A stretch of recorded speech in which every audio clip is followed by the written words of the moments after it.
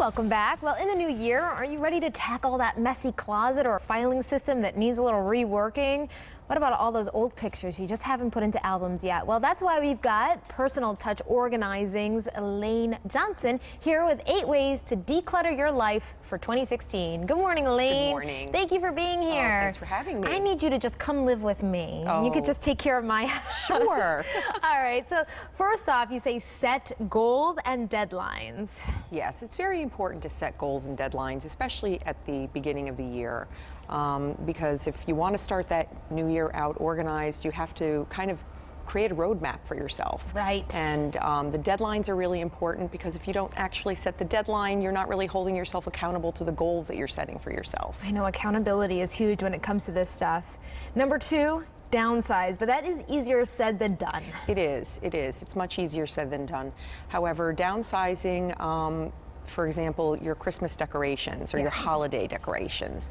Right now is a great time to do that. For example, if you didn't use it this year or last year, it's probably time to think about, sending that off to the donation pile. Good idea, yeah. If you didn't use it, throw it out, right? Exactly. 3, sort, conquer, label. Is that why you brought this here? I brought this here, for example, sorting. Okay. I don't know if you guys can see this real quick, but I made this. It's a little homemade. I love that. For putting your ornaments into. Make it with these some solo cups must be so useful. Yeah, look how the whole thing comes out. Oh my goodness. Right? That's a great idea. Yeah, and it's really easy to use. And then on the outside, we were talking about labeling. These ornaments go on my 9-foot tree. So I have multiple trees in the house, so that kind of goes along with sorting. If you have vignettes for holiday decorations or anything in your home, put them away by where they are in your home. Don't just start putting them all into your decorating bins. Good stuff. I'm jealous of your 9-foot tree. I'd like to see a picture of that. Also, resolve to have a neater, less cluttered home from everything. I think what that really means is that you want to start out the new year. If you go through the process of downsizing in different portions or different parts of your home, it makes it much easier to keep your home clean.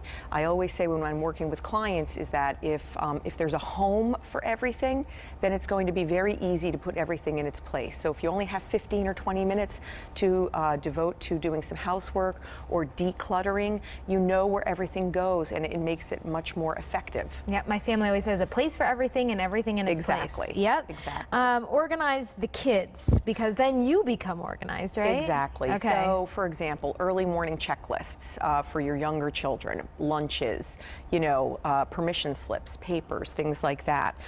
This is a great tool. I know my children are a little older now. However, this is mine for my children, and it goes back. This one goes back to the 3rd grade, but it's just an example of how you can actually put the ages of the children in, or their grade, and you can start popping things in. So if your child was in the newspaper on the honor roll, then you put the honor roll news clipping in here.